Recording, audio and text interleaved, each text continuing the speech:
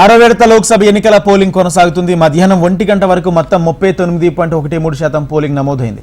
బీహార్లో 36.48%, హర్యానా 36.48%, జమ్మూ కాశ్మీర్ 35.22%, జార్ఖండ్ 42.54% పోలింగ్ నమోదైంది.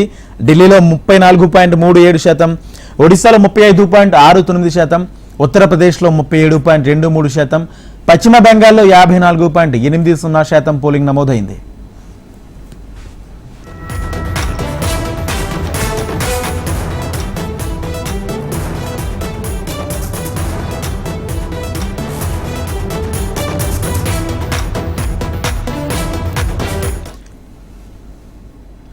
ఆరో విడత లోక్సభ ఎన్నికల పోలింగ్ కొనసాగుతుంది. మధ్యాహ్నం 1 గంట వరకు మొత్తం 39.13% పోలింగ్ నమోదైంది.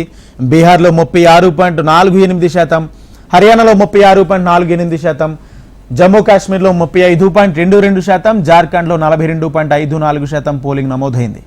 ఢిల్లీలో 34.37%, ఒడిశా 35.69%, ఉత్తరప్రదేశ్లో 37.23%, పశ్చిమ బెంగాల్లో 54.80% పోలింగ్ నమోదైంది.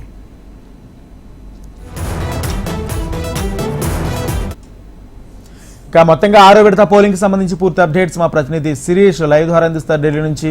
శిరీష్, చెప్పండి, ఆరో విడత పోలింగ్ కి సంబంధించి ఇప్పటి వరకు నడుస్తున్న పోలింగ్ కొనసాగుతుంది. ఇంకా ఎంత పోల్ అయ్యే అవకాశం కనిపిస్తుంది? పూర్తి అప్డేట్స్ ఏంటి?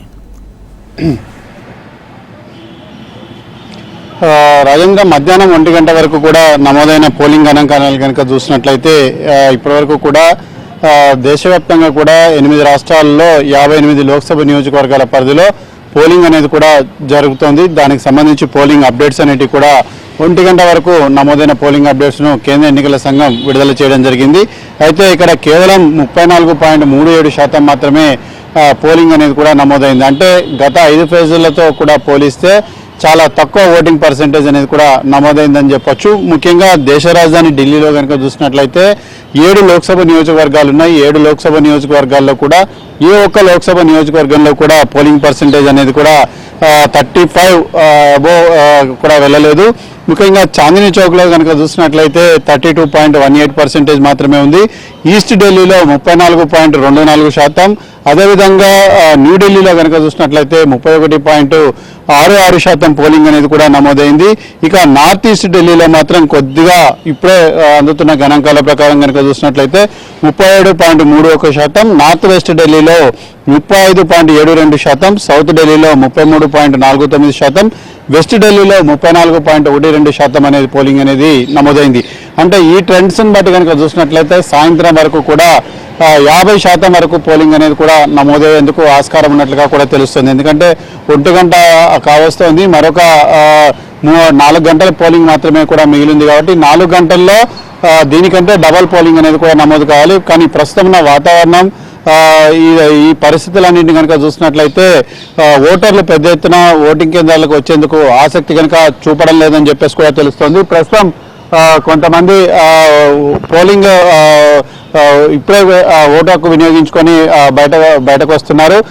ఒక్కొక్కరుగా పోలింగ్ కేంద్రాలకు వెళ్తున్నారు. అంటే క్యూలు అనేటివి కూడా మనకి ఎక్కువగా కనపడడం లేదు. ప్రస్తుతం మనతోటి కొంతమంది తెలుగు ఓటర్లు ఉన్నారు, వాళ్ళతో మాట్లాడే ప్రయత్నం చేద్దాం. అసెంబ్లీతో పోలిస్తే ఎందుకు లోక్సభ ఎన్నికలకు తక్కువ పోలింగ్ వస్తుంది? పోలింగ్ కేంద్రాల్లో కూడా ఎవరు పెద్ద కనపడట్లేదు కదా? వేడి వల్ల ఎవరు రావట్లేదు బయటకు.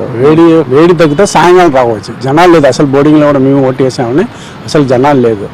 వేడి అందరూ బయటకు వేడి అయితే 48-50 ఉంది టెంపరేచర్. ఇంకా ఎట్లా వస్తారండి? సాయంకాలం కొద్దిగా చల్ల పెడితే వస్తారు. ఓటింగ్ 7 o'clock పెడితే ఓటింగ్ పెడుతుంది. వీళ్ళు 5 గంటలకు క్లోజ్ చేస్తే ఇంకా ఓటింగ్ తక్కువ అయిపోతుంది. అంటే ఉదయం పూట కూడా పెద్ద ఎత్తున క్యూలు కనపడట్లేదు, ఎందుకు కారణం అంటారు? ఉదయం కూడా చూసాక 39 ఉందండి టెంపరేచర్. మార్నింగ్ 39 ఉంటే ఎట్లా వస్తారు జనాలు? సాయంకాలం బట్టి వస్తారు అందరం. ఇప్పుడు అందరం కొద్దిగా రెస్ట్ తీసుకుని వేస్తారు. లోక్సభ ఎన్నికల్లో ఏ అంశాలు ముఖ్యంగా ఉంటున్నాయంటే ఢిల్లీ అభివృద్ధి లేకపోతే దేశాన్ని చూసి ఓటేస్తున్నారా? దేశాన్ని చూస్తే మోదీ మంచిగా చేస్తాడు, దాన్ని బట్టి చూసి ఓటు వేస్తాడు. ఢిల్లీ అంటే ఢిల్లీ వేసి కేజ్రీవాల్ కోసం వేస్తారు. ఆయనకి అసెంబ్లీ ఉంటే మంచిది. సెంట్రల్ మాత్రం మోదీకి వేయాల్సిందే. మేము కూడా మోదీకి వేసాము ఓటు. బాగానే. సో మొత్తం మీద కనుక చూసినట్లయితే ముఖ్యంగా ప్రతికూల వాతావరణం అంటే హీట్ వేవ్ కండిషన్స్ అనేటివి కూడా ఓటింగ్ శాతం పెరగకపోవడానికి ప్రధాన కారణమవుతున్నాయని చెప్పేసి కూడా చెప్పొచ్చు. ఎందుకంటే ఉదయం దాదాపు 7 గంటల నుంచే విపరీతమైన హ్యూమిడిటీ అనేది కూడా ఉండడంతో చాలా మంది కూడా వృద్ధులు కానీ ఇతరత్ర అనారోగ్య సమస్యలు ఉన్న వాళ్ళు కానీ ఓటింగ్ కేంద్రాలకు వచ్చేందుకు ఆసక్తి చూపడం లేదు. ఇప్పుడు కూడా ఓటింగ్ కేంద్రాల అన్నింటిలో కూడా కేవలం 5 నుంచి 10 మంది ఓటర్లు మాత్రమే ఉంటున్నారు. వెళ్ళిన వాళ్ళు వెళ్ళినట్టు ఓటు వేసి వెంటనే తిరిగి రావడం అనేది కూడా జరుగుతుంది. సాయంత్రం 4 గంటల తర్వాత ఏమైనా పోలింగ్ పర్సెంటేజ్ పెరుగుతుందా, ఓటర్లు పోలింగ్ కేంద్రాలకు వచ్చేందుకు ఆసక్తి చూపిస్తారనేది కూడా చూడాలి. ఎందుకంటే సాయంత్రం 6 గంటల వరకు కూడా పోలింగ్ అనేది కూడా ఉంది కాబట్టి 5 తర్వాత కొంత వాతావరణం చల్లబడే అవకాశం ఉంది కాబట్టి అప్పుడేమైనా పోలింగ్ కేంద్రాలకు వస్తే క్యూలలో నిలబడ్డ వాళ్లకు ఓటు హక్కు వినియోగించేందుకు అవకాశం అనేది కూడా ఇస్తారు. సో 50% 50 నుంచి 55% వరకు పోలింగ్ అనేది నమోదు కావచ్చు అని చెప్పేసి అధికారులు కూడా భావిస్తున్నారు. కానీ అసెంబ్లీ ఎన్నికలు కనుక చూసినట్లయితే అసెంబ్లీ ఎన్నికల్లో జనవరిలో కూడా జరిగాయి కాబట్టి అప్పుడు చాలా చల్లటి వాతావరణం అనేది కూడా ఉండడంతో అసెంబ్లీ ఎన్నికలు కావడంతో కొంత పెద్ద మొత్తంలో ఓటర్లు పోలింగ్ కేంద్రాలకు రావడం కూడా జరిగింది. నార్త్ ఇండియా మొత్తం కూడా ఇదే విధమైన పరిస్థితి అనేది కూడా నెలకొంది. ఒక్క పశ్చిమ బెంగాల్ మినహాయిస్తే, పశ్చిమ బెంగాల్ జార్ఖండ్ మినహాయిస్తే మిగిలిన ఏ రాష్ట్రంలో కూడా పోలింగ్ పర్సెంటేజ్ అనేది 40% పైగా దాటలేదు. సో మధ్యాహ్నం 3:30 గంటలకు మళ్ళీ అప్డేట్ అనేది వస్తాయి కాబట్టి అప్పుడైనా పోలింగ్ పర్సెంటేజ్ పెరుగుతుందా లేదనేది కూడా చూడాలి. సో దేశవ్యాప్తంగా అయితే పోలింగ్ అనేది ప్రశాంతంగానే జరుగుతోంది. ఇప్పటివరకు ప్రముఖులందరూ కూడా ఓటు హక్కును ఆల్రెడీ కూడా వినియోగించేసుకున్నారు. కేవలం సామాన్యులు కొంతమంది మిగిలిన వాళ్ళు ఓటర్లు మాత్రమే ఓటు హక్కును వినియోగించుకోవాల్సి ఉంటుంది. Rajendra. Right, thank you Sirish.